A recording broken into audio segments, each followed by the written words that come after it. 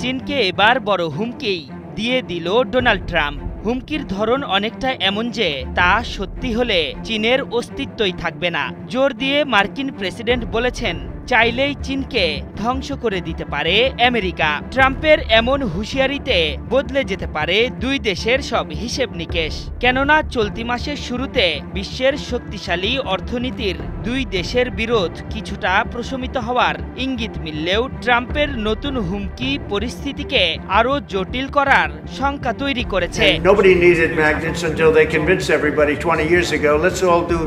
চীনকে হুঁশিয়ারি দিয়ে মার্কিন প্রেসিডেন্ট ডোনাল্ড ট্রাম্প বলেছেন, চীনের হাতে যেমন কিছু তাস রয়েছে, আমাদের হাতেও তেমন কিছুই রয়েছে। আমি সেই তাস খেলতে চাই না, তবে আমরা যদি সেই তাস খেলতে শুরু করি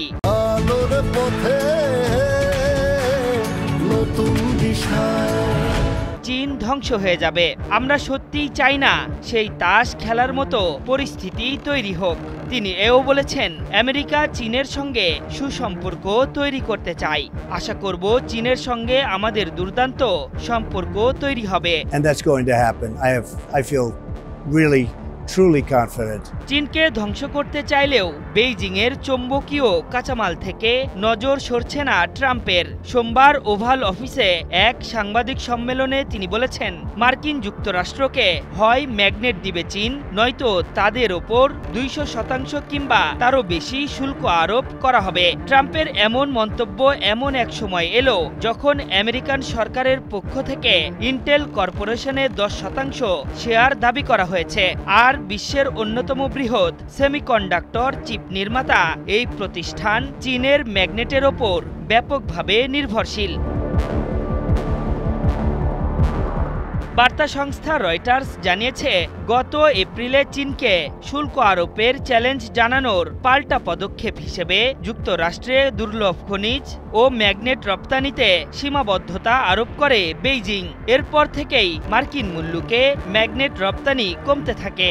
এবার সেই সিদ্ধান্ত বদলাতে বাধ্য করতেই চীনকে শুল্ক আরোপের মতো হুঁশিয়ারি দিয়েছেন মার্কিন প্রেসিডেন্ট। বিশ্বের ম্যাগনেট বাজারের 90%ই নিয়ন্ত্রণ করছে চীন।